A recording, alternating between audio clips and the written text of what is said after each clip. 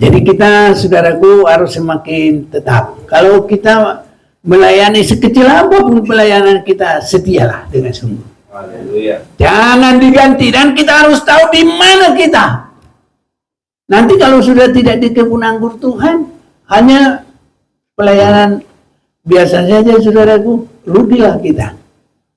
Nah, jadi kita harus benar-benar berdoa, Tuhan pimpin, jangan sampai salah. Haleluya, saudaraku.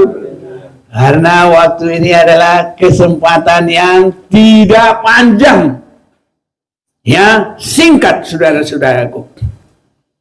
Jadi harus benar-benar pelayanan kepada pesta nikah anak domba Allah. Berbahagia yang diundang masuk dalam pesta nikah anak domba Allah.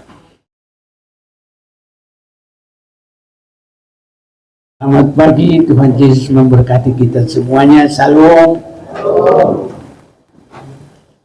Kita bersukacita di hadapan Tuhan, bersukacita di hadirat Tuhan dalam rahmat kemurahannya yang besar bagi kita.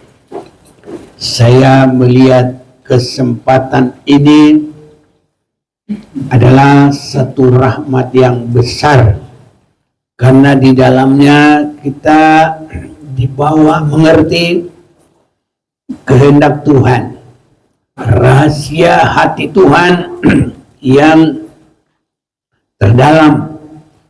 Tapi melalui firman-Nya kita akan mengerti, sehingga kita akan seperti bangsa Israel, dibimbing, diarahkan dengan maksud mulai dari kita mengenal Tuhan, kita masuk dalam perubahan hidup, itu yang disebut pertobatan awal, dan kita akan dibimbing terus bagaikan bangsa Israel memasuki tanah Kanaan, tapi kita memasuki kedewasaan rohani penuh untuk siap bagi hari kedatangan Tuhan nanti.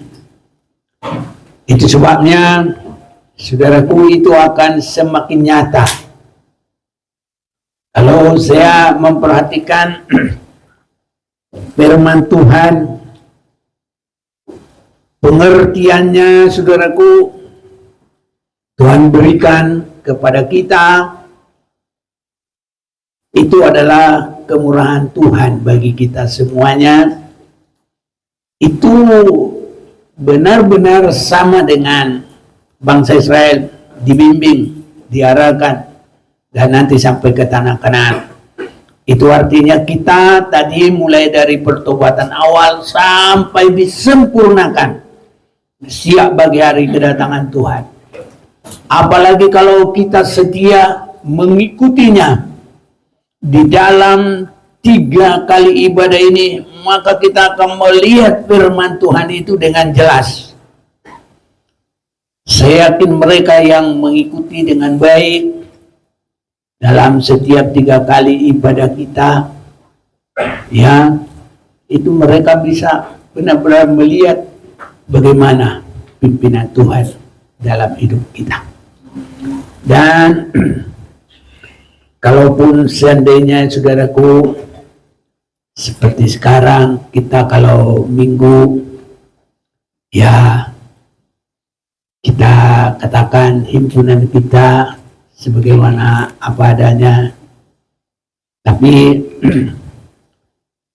kalau tidak bisa ditambah lagi Sabtunya atau Rabunya lagi, ya minimal, saudaraku, ikuti dengan siaran langsung, bisa mengulang. Sekarang kalau di Facebook 1 bulan, habis itu udah dihapus. Tapi puji Tuhan, kita ada yang mengerjakan untuk melanjutkan di YouTube. Kalau itu kita nggak tahu sampai kapan, tapi tidak dihapus, saudara. Jadi ikutin setidaknya, kalau tidak langsung Rabu dengan Sabtu, ikutin juga dalam ibadah online itu ataupun YouTube hari Rabu dan hari Sabtu. Haleluya saudaraku, biar kita nyata lihat bagaimana pimpinan Tuhan itu. Saya mau mengundang kita memperhatikan firman Tuhan dalam kitab Raja-Raja. Makanya ini tadi malam kita sudah mulai belajar dari firman Tuhan ini, yaitu 1 Raja-Raja 21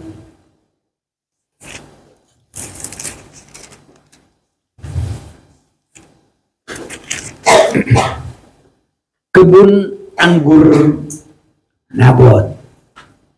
Kebun anggur Nabot.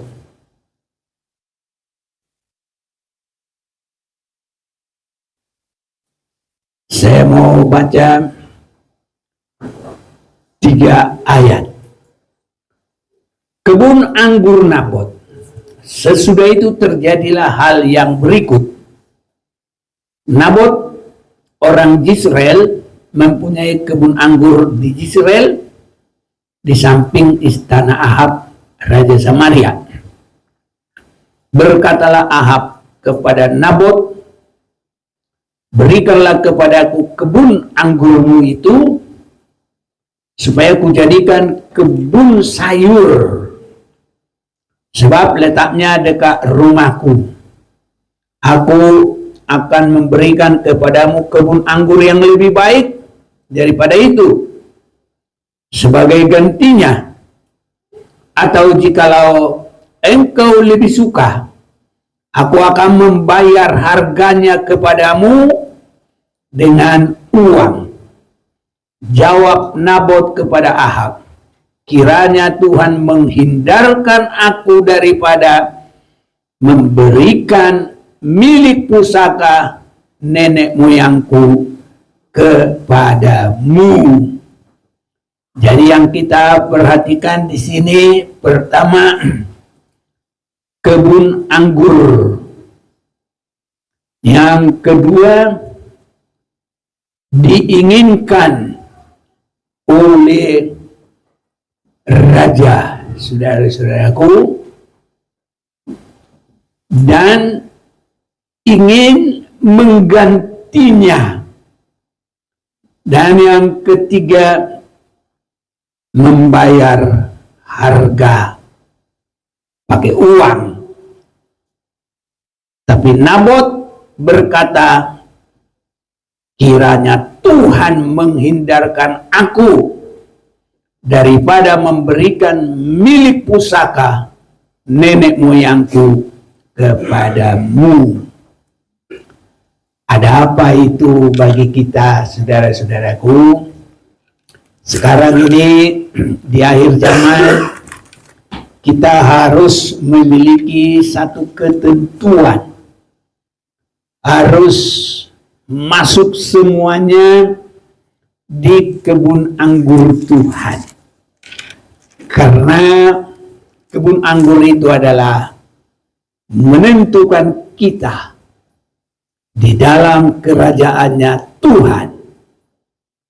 Sebagai apa kita? Apakah dia diam, penonton, ngeliat-liat, ikut-ikutan?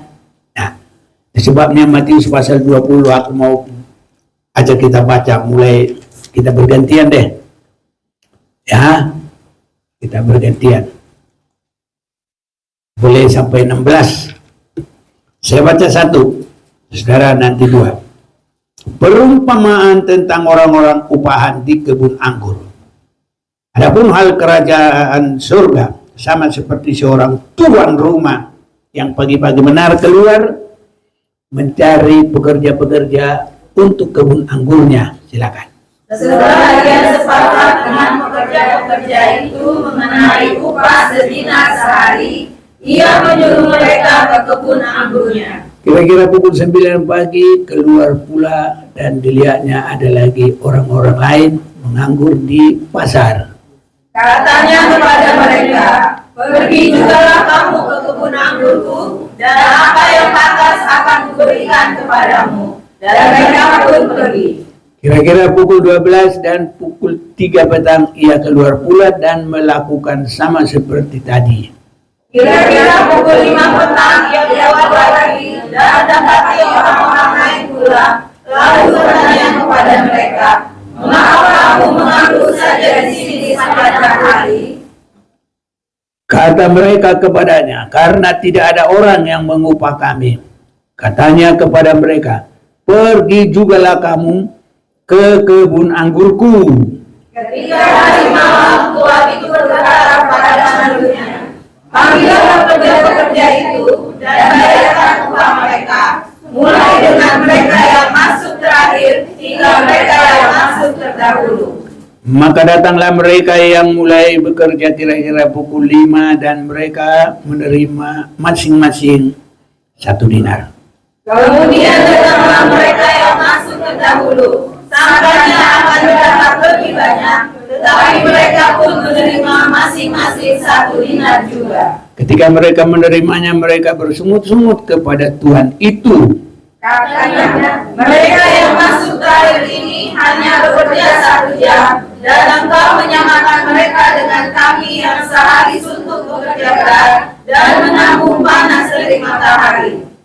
Tetapi Tuhan itu menjawab seorang dari mereka, saudara, aku tidak berlaku tidak adil terhadap engkau. Bukankah kita telah sepakat sedinar sehari? Apabila kalian dan berkira, aku mau memberikan kepada orang yang masuk terakhir ini sama seperti kepadamu. Tidakkah aku bebas mempergunakan milikku menurut kehendak hatiku? Atau iri hatikah engkau karena aku murah hati? Demikianlah orang yang terakhir akan menjadi yang terdahulu, dan yang terdahulu akan menjadi yang terakhir. Iya, saudaraku. Jadi, ya, kebun anggur itu adalah bagi kita menunjuk pelayanan yang terarah. Karena anggur itu adalah kesukaan. Khususnya kesukaan dalam pesta nikah. Itu sebabnya dalam mujizat yang pertama Tuhan adakan adalah mengubah air jadi anggur. Karena di pesta nikah di Kana kehabisan anggur, maka Tuhan memberkati, tidak dipermalukan. Tuhan memberkati air menjadi anggur. Ini saudara-saudaraku. Jadi kita semua harus bekerja untuk masuk sama-sama bersukacita, berbahagia. Wahyu 19 ayat 7 bantu. 19 ayat yang ke-7, marilah kita bersukacita dan bersorak-sorai dan memuliakan Dia, karena hari perkawinan anak domba telah tiba dan pengantinnya telah siap sedia. Ya, jadi nanti kedatangan Tuhan itu, saudaraku, Dia mempelai surga dan kita semua boleh masuk di sana.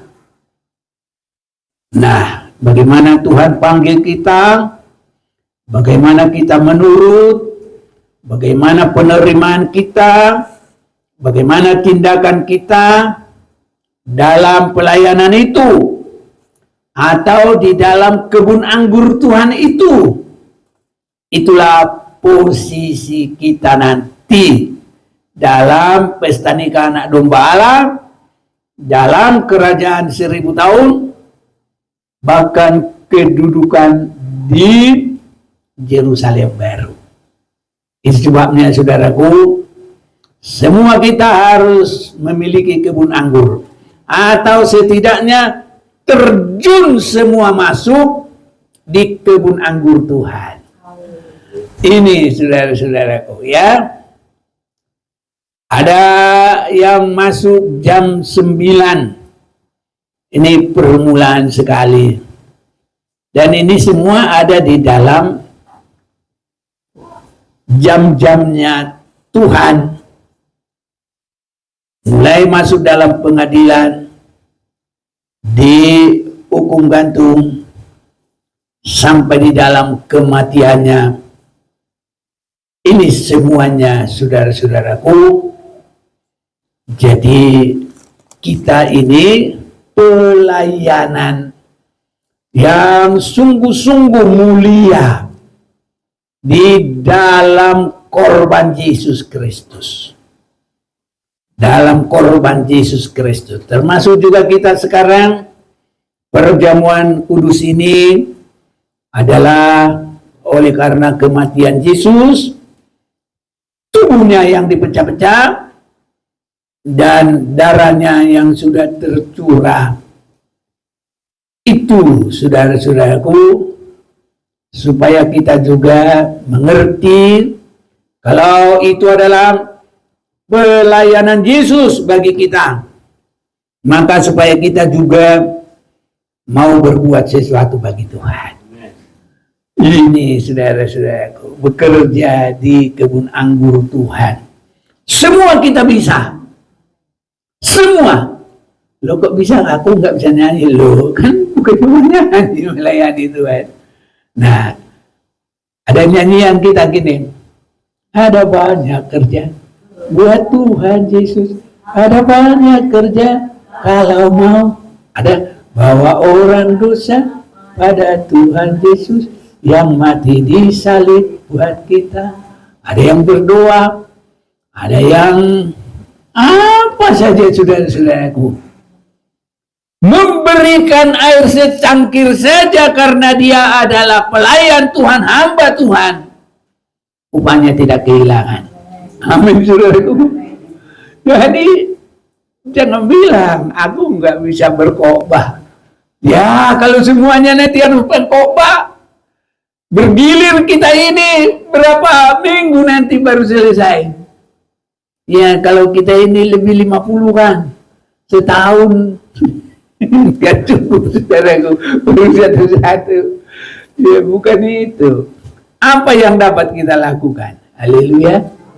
Tapi rindukanlah Tuhan, di mana saya harus berbuat. Kalau pergi ke kebun anggur itu semua dari situ, membersihkan, menanam, ya, merawat, buang ulat-ulat untuk di situ kerjaan. Amin saudaraku. Iya, jadi kalau di ladang Tuhan terlalu banyak saudara-saudaraku. Kalau kita diam-diam tidak ada orang tahu kita doa mendoakan pekerjaan Tuhan, pasti ada upahnya. Tidak bisa tidak. Nah, itu sebabnya saudara-saudaraku, kita perhatikan, pergilah ke kebun anggur itu. Itu tadi kita Matius pasal 20. Nah, di sini Nabot sudah punya kebun anggur. Haleluya. Hah? Apa? Nabot punya kebun anggur. Salah nggak? Iya. Nabot sudah punya kebun anggur, 1 Raja-Raja pasal 21. Iya. Saya senang karena kadang kalau udah buru-buru itu bisa salah ngomong. Jadi ya saling koreksi lah kita. Haleluya. Jadi Nabot sudah punya kebun anggur. Sesudah itu terjadilah hal yang berikut. Nabot orang Israel mempunyai kebun anggur di Israel di samping istana Ahab. Jadi saudara-saudaraku, yang untuk pekerjaan Tuhan itu dekat dengan kesenangan dunia ini. Tinggal orang itu nanti mau kemana jadinya. Jadi pelayanan itu banyak godaannya, saudaraku, ya. Nah, itu sebabnya di akhir zaman ini pelayan-pelayan bisa nanti mulai beralih. Jadi di sini ya, kebun itu kebun anggur, tapi oleh Raja Ahab mau dijadikan kebun sayur. Nah, ini saudaraku. Jadi tadinya sudah mengarah kepada gereja yang menanti Tuhan. Gereja yang menanti Tuhan itu gereja yang dewasa. Tapi nanti oleh Raja Ahab dibawa kepada semaunya sendiri, bukan lagi kepada kedatangan Tuhan. Nah, inilah pelayanan di akhir zaman ini. Saudara-saudaraku, pelayanan yang mengarah kepada kedatangan Tuhan, kita harus masuk dalam pendewasaan rohani. Haleluya, saudaraku. Tapi itu tidak boleh asal-asal. Tidak boleh sembarangan. Ya, karena pengajaran saja ada di dalam dua tingkat. Pengajaran penginjilan hanya memberitakan, belum ya menekankan peraturan-peraturan, ketetapan-ketetapan, hanya supaya menerima Tuhan dan Juru Selamat. Terima, terima, terima. Dan yang terjadi di sana, karunia di dalam penginjilan, terjadi mujizat. Yang sakit sembuh, supaya orang-orang yang belum pernah kenal Tuhan bisa menerima Tuhan. Sering kita dengar karena mujizat, banyak orang berpindah, saudaraku, menjadi percaya kepada Tuhan Yesus Kristus. Haleluya. Pertambahan jiwa-jiwa juga Yesus, ya. Kalau dia di luar sana belum kepada orang-orang Kristen, dia hanya memberitakan mujizat. Bahkan kalau dia lihat pemuda dari Nain itu diusung, mau dibawa ke kuburan, Tuhan Yesus membangkitkan. Nah, orang banyak percaya, haleluya. Tapi untuk siap bagi hari kedatangan Tuhan belum itu. Harus kita dibimbing sampai didewasakan. Sampai keinginan-keinginan yang berdosa, keakuan-keakuan, sehidup-hidup yang keduniawian, semua harus dirombak. Memang saudaraku, kalau kita untuk kerajaan surga itu, keinginan daging itu semua harus dimatikan. Di situ saudaraku, makanya enggak banyak ke situ. Jadi ya, Ahab itu mau menggantikan kebun anggur menjadi kebun sayur. Jadi yang mengarah kepada siap bagi hari kedatangan Tuhan sudah bertahan biarpun sakit, mematikan keinginan daging. Ya, ini saudaraku. Jadi kalau hanya mau kesenangan-kesenangan, ya maunya pelayanan itu bagaikan pokoknya kebun sayur, saudaraku.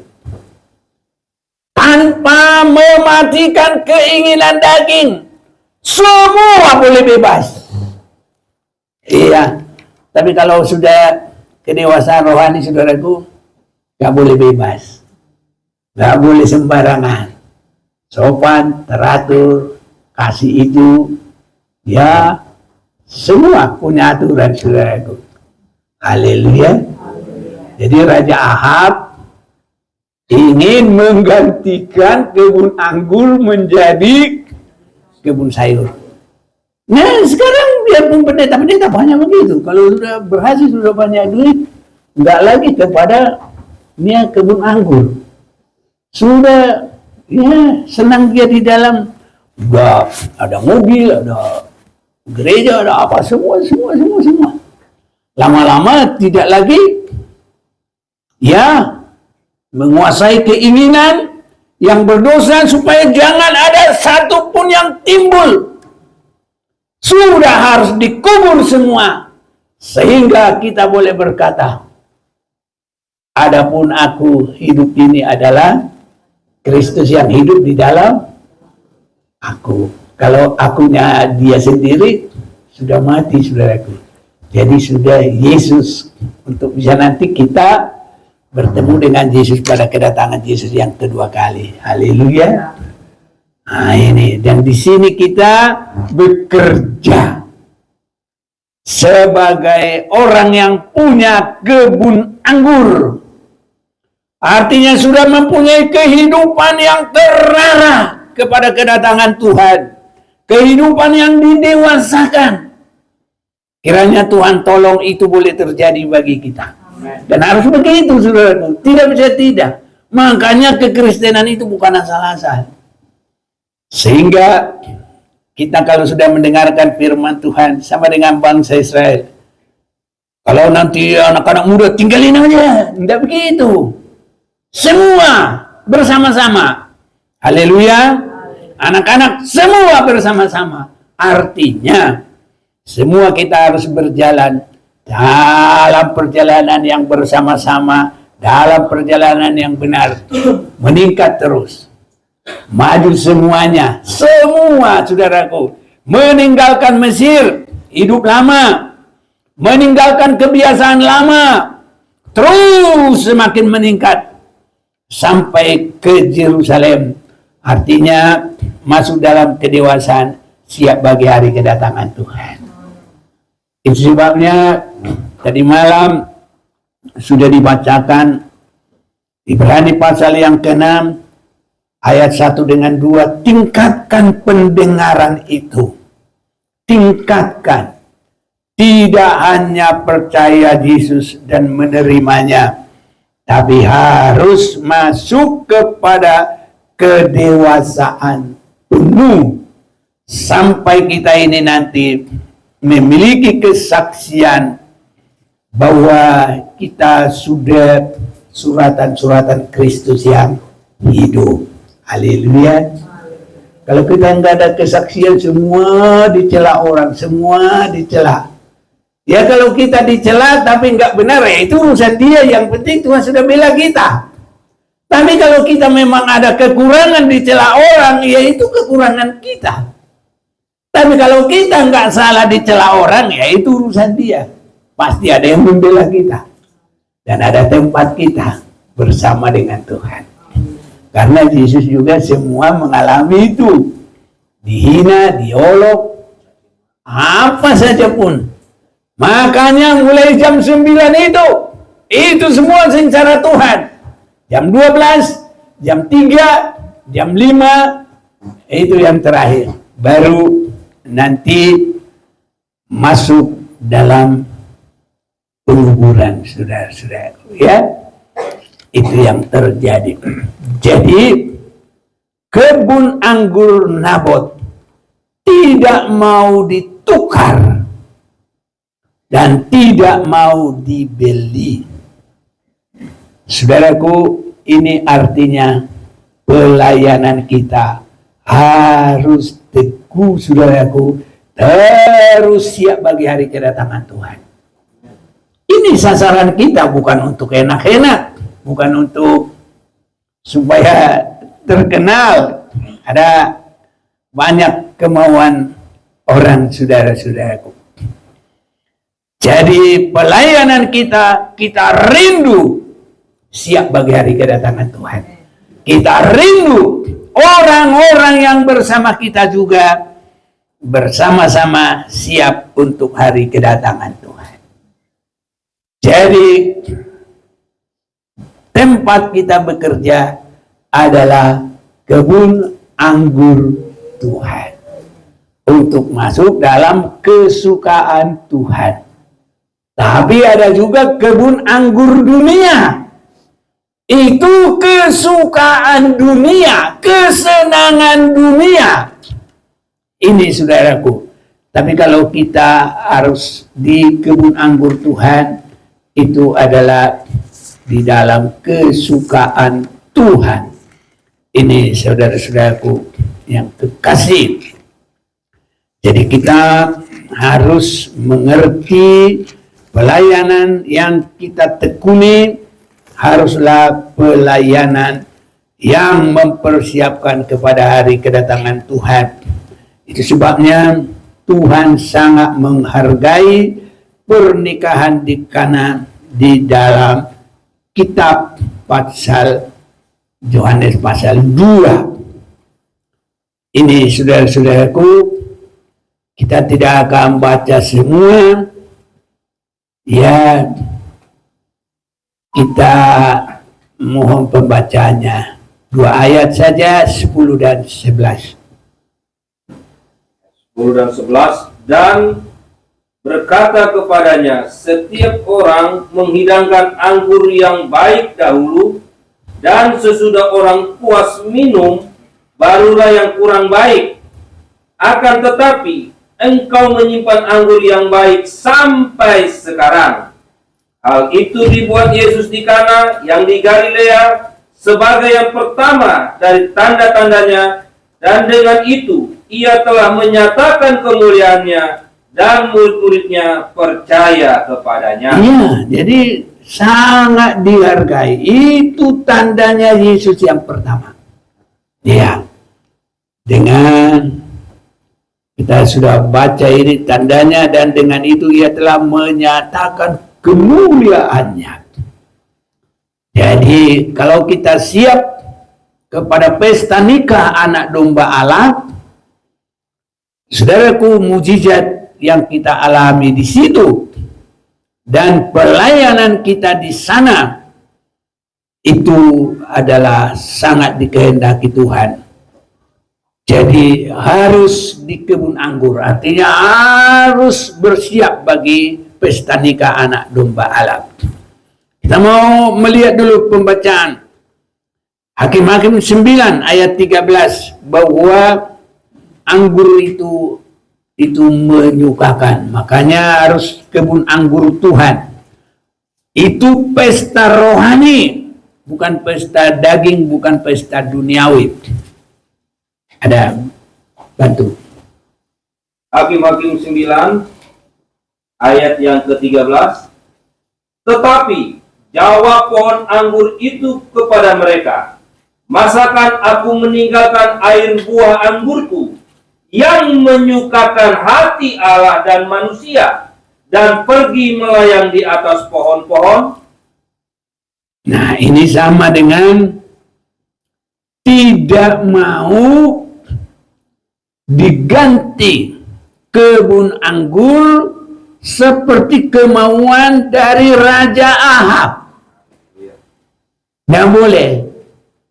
Ya, harus yang menyenangkan Tuhan dan menyenangkan sesama yang mau siap masuk dalam pesta nikah anak domba Allah. Jadi kita, saudaraku, harus semakin tetap. Kalau kita melayani sekecil apapun pelayanan kita, setialah dengan sungguh. Haleluya. Jangan diganti, dan kita harus tahu di mana kita. Nanti kalau sudah tidak di kebun anggur Tuhan, hanya pelayanan biasa saja, saudaraku, rugilah kita. Nah, jadi kita harus benar-benar berdoa, Tuhan pimpin, jangan sampai salah. Haleluya, saudaraku. Karena waktu ini adalah kesempatan yang tidak panjang, ya, singkat, saudara-saudaraku. Jadi harus benar-benar pelayanan kepada pesta nikah anak domba Allah. Berbahagia yang diundang masuk dalam pesta nikah anak domba Allah.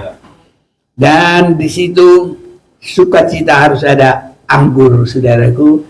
Ini menunjukkan bukan minuman keras. Nanti lama-lama kita berlomba beli anggur pada minum semua, yang bikin mabuk bukan. Kalau untuk kesehatan ya masih ada. Dan ini anggur sukacita. kita bagi Tuhan. Itu yang dimaksud. Kita baca lagi Mazmur 104 ayat 15. Ayat yang ke-15.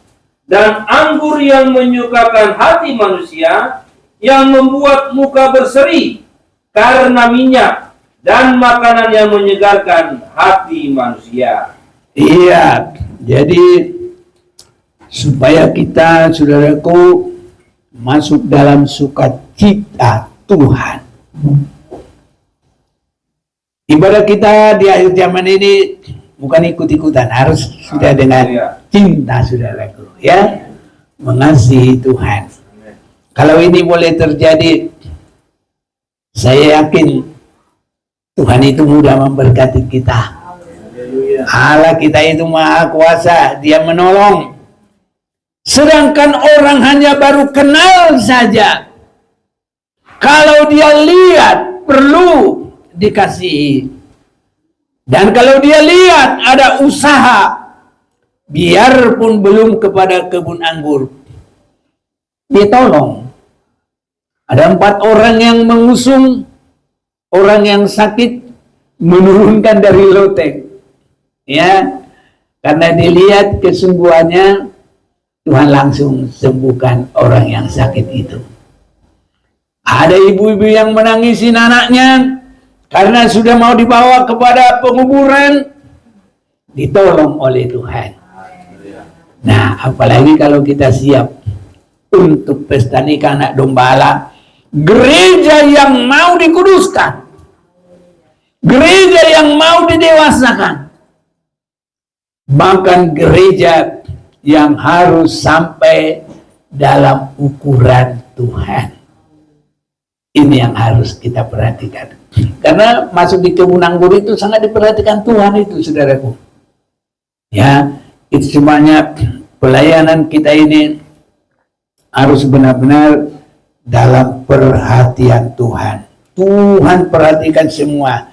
Jam berapa dia masuk, berapa jam dia bekerja. Jadi saudaraku, pelayanan kita ini ada di mata Tuhan. Tidak boleh sembarangan. Ini, kalau kita yakin kita sudah terpanggil di kebun anggur Tuhan, setia semuanya. Mau berdoa apa saja, pokoknya kita ambil pelayanan kita. Ada banyak kerja buat Tuhan Yesus. Ada banyak kerja kalau mau. Semua bisa. Tidak ada yang tidak bisa. Ya. Makanya kalau ada pun yang bersih-bersihin gereja itu bukan apa, bukan rendah, saudaraku.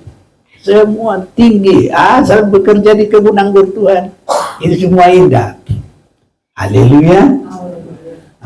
Jadi kita juga tidak boleh, ya, kalau kita memang bisa, tapi bukan karena kita meninggikan, tapi semua sudah diatur Tuhan, pas. Ada tempat kita lakukan, tapi bukan kita yang, ya, menonjolkan, apalagi untuk rebutan, bukan begitu, saudaraku. Ya, Tuhan sudah tetapkan masing-masing dalam kebun anggurnya. Dan nanti pun kalau sudah bekerja, itu Tuhan yang memberikan upahnya masing-masing. Ada yang bekerja berapa jam begitu, tapi ada yang bekerja cuma 1 jam. Kalau Tuhan juga berbaik hati, semua dia berjanji sama-sama memberi upah. Tidak boleh iri, tidak boleh dengki. Haleluya. Terima padanya. Bagaimana Tuhan berikan kepada kita? Iya, Tuhan itu adil kok. Percaya saja sama Tuhan. Jangan nanti seperti, karena itu nanti banyak. Mulai dari Kain, iri, saudaraku. Iri sama siapa? Nah, sama adiknya. Ini si Ahab, iri. Kebun anggur, mau dibeli. Lagian dirubah lagi, saudaraku. Nah, ini raja-raja dunia, artinya orang-orang yang besar tetapi tidak benar-benar berohani. Itu bisa pendeta besar, itu bisa pengaruh besar, itu bisa macam-macam saudaraku yang berpengaruh. Tapi itu memang si Ahab masih baik. Dia tidak main paksa saudaraku. Ya, masih baik. Dia pulang, dia tidur, dia nggak mau makan. Raja ngambek saudaraku. Ya, masih bagus. Ya. Tapi istrinya siapa? Isabel. Nah, inilah main paksa saudaraku. Ahab, kamu itu bodoh. Gampang aja. Udah nanti jam segini itu udah punya kamu ya.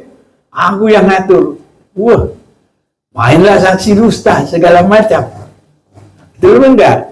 Itu tadi 1 Raja-Raja 21 itu dibaca lanjut nanti ya. Nggak usah kita baca terus di sini. Di rumah dibaca.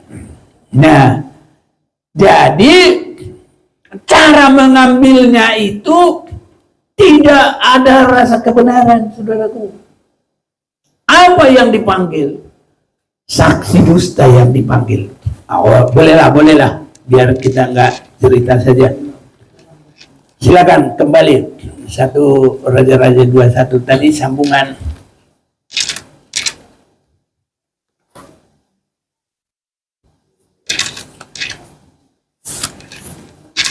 Ayat yang ke-8. Ya. Kemudian ia menulis surat atas nama Ahab, memeteraikannya dengan meterai raja, lalu mengirim surat itu kepada tua-tua dan pemuka-pemuka yang diam sekota dengan Nabot. Dalam surat itu ditulisnya demikian, maklumkanlah puasa dan suruhlah Nabot duduk paling depan di antara rakyat. Suruh jugalah 2 orang dursila duduk menghadapinya, dan mereka harus naik saksi terhadap dia dengan mengatakan, engkau telah mengutuk Allah dan Raja. Sesudah itu bawalah dia keluar dan lemparlah dia dengan batu sampai mati. Jadi Dursila ini dia berani mengubah kebenaran. Jadi ibarat kalau ini ditoba, ya gampang aja papindah talutuk. Apa itu papindah talutuk? Pasti yang tahu itu Pak Sinenggolan yang tahu. Itu mindahin perbatasan. Mudah saja. Karena di kampung itu kan patok itu. Itu saudaraku. Patok itu nggak boleh, ada hukumnya. Tapi kalau orang Dursila ini tidak peduli dia. Jadi saudara-saudaraku, permulaannya kita ngomong juga harus hati-hati. Haleluya. Jangan nanti jadi mulut dolak dalik. Tahu dolak dalik? Kalau itu bahasa Indonesia kan dolak dalik apa? Dolak. Iya, dolak dalik. Itu mudah sekali. Ya, itu Dursila namanya. Dursila. Asusila beda lagi. Kalau Dursila itu omongnya itu saudaraku mudah sekali, nggak ada kebenaran sama sekali. Kalau anak Tuhan ya atas ya, tidak atas tidak, lain itu adalah dari si jahat. Nah ini saudaraku, makanya anak Tuhan itu benar-benar mau apa lagi kita di dunia ini, mau kemana, apa yang kita buru, apa yang kita kerja. Seandainya pun kita diperkenankan mendapat dunia ini, nanti dalam Wahyu 18 mulai ayat 1 sampai selanjutnya, semua harta yang ada di dunia ini hanya 1 jam pun hancur, saudaraku. Saya kalau lihat-lihat YouTube ya, ada gempa di daerah sini, di sini hancur. Ada api ini, wah, udah ada angin, ada apa lagi, hancur lebur. Tambah lagi udara panas lagi. Itu saudara-saudaraku. Jadi kalau Tuhan lindungi kita, bersyukur. Nah, kalau Tuhan kasih berkat, kita bisa nikmati itu kemurahan Tuhan. Tapi kalau kita tidak di dalam Tuhan, biarpun bagaimana orang tidak bisa mempertahankan apa yang dia miliki, dalam sebentar saja habis. Makanya saudaraku, khotbah-khotbah terakhir dalam hidup seseorang, kalau dia sudah tidak bernapas lagi, mau orang kaya mau orang miskin sama saja. Paling nanti tempatnya ya sekitar setengah meter kali 2 lah. Kalau terlalu lebar susah saudaraku. Dulu kami ya ada penguburan jasad di Lampung, karena penguburan Tionghoa bikin lebar-lebar. Tahu-tahu talinya bawahnya sedikit, jadi kurang panjang, jungkel saudara. Ada videonya, ibu gembala nonton, tapi dia di Jakarta, kami di Lampung. Katanya dia di Jakarta karena dia lihat jungkel saudara. Jadi kuburan pun tidak boleh lebar-lebar, apalagi talinya cuma bawa pas-pasan kuburan, nanti nggak bisa saudara menuruninya, bisa jungkal lagi. Ya, itu pengalaman pernah jungkal juga mau mengubur orang mati. Ini saudaraku, artinya biar apapun yang kita miliki, kalau Tuhan tidak membiarkan lagi saudaraku kita nikmati, tidak ada yang dibawa mati. Ini semua habis saudaraku. Makanya bekerjalah di kebun anggur Tuhan. Berbuat sesuatu di dalam Tuhan. Jadi kebun anggur Nabot mau diganti apapun dia tidak mau. Mau dikasih uang berapapun dia tidak mau. Setia terus dalam pelayanan kita. Dan harus tahu di mana kita melayani. Tidak boleh sembarang-sembarang saudaraku. Pelayanan ini bukan cari apa-apa. Cari berkenan kepada Tuhan. Kalau untuk cari berkenan kepada Tuhan, tidak usah sana sini segala macam maunya kita. Sudah, yang penting jujur, benar, hidup. Itu saudaraku. Daripada sana sini kelihatan sesuka kita, senangnya kita. Justru gak ada arti apa-apa saudaraku. Gak bisa membawa hati tulus. Karena di sini nanti ya jadi dolak-dalik juga jadinya saudaraku. Ya, gitu saudara-saudaraku. Itu sebabnya kalau si Nabot ini mau diganti apapun katanya lebih baik, dia bilang apa? Ayat 3. Jawab Nabot kepada Ahab, kiranya Tuhan menghindarkan aku daripada memberikan milik pusaka nenek moyangku kepadamu. Apa milik pusaka? Itu pelayanan panggilan Tuhan bagi kita. Apalagi kalau untuk orang Lewi, itu kelewian itu sudah pusaka mulai dari Musa turun dari gunung. Siapa yang mau menyerahkan diri kepada Tuhan, datang kepadaku, maka datanglah semuanya orang Lewi. Itu pusaka yang pertama saudaraku. Dan sampai saat ini semua orang yang benar disebutkan imam-imam dan Lewi-Lewi. Wahyu pasal 20. Boleh mulai baca 1.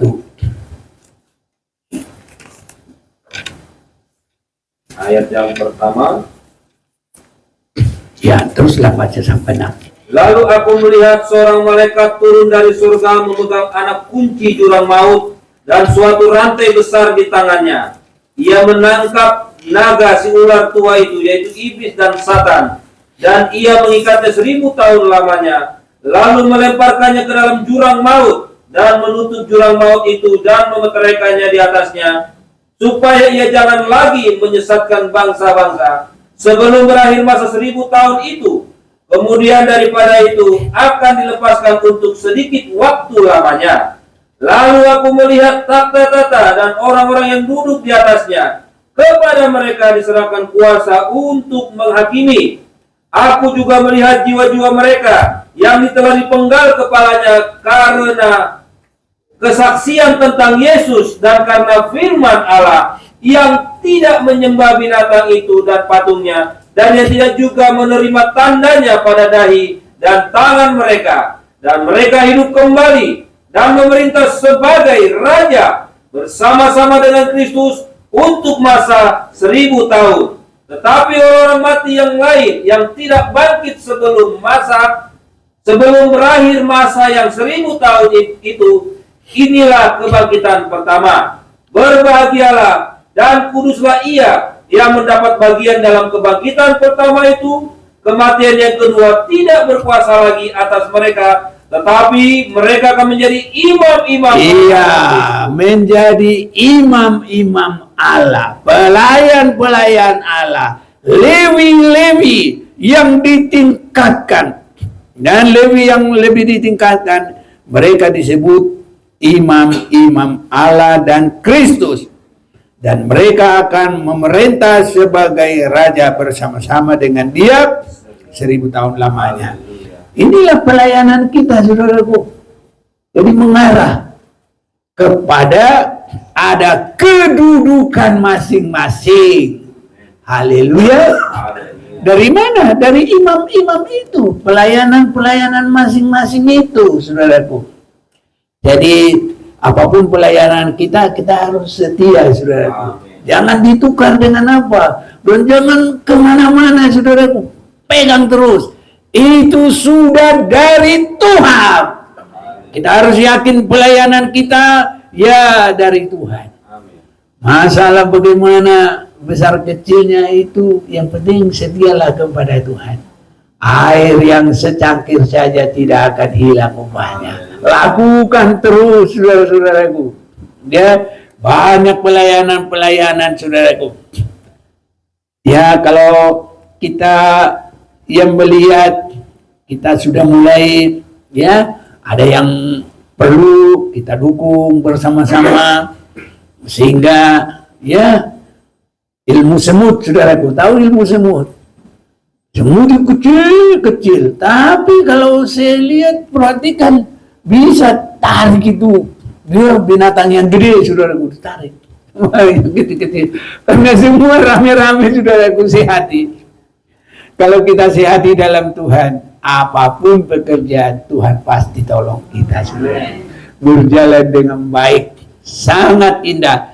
Dan menjadi kedudukan kita dalam kerajaan 1000 tahun. Itu sebabnya, nah, kita mau baca, ya, Wahyu pasal yang kedua.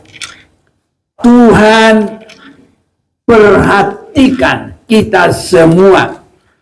Boleh mulai 9 apa 19? Wahyu pasal 2 ya. Ya, 19. Ayat yang ke-19. Aku tahu segala pekerjaanmu, baik kasihmu maupun imanmu, baik pelayananmu maupun ketekunanmu. Aku tahu bahwa pekerjaanmu yang terakhir lebih banyak daripada yang pertama.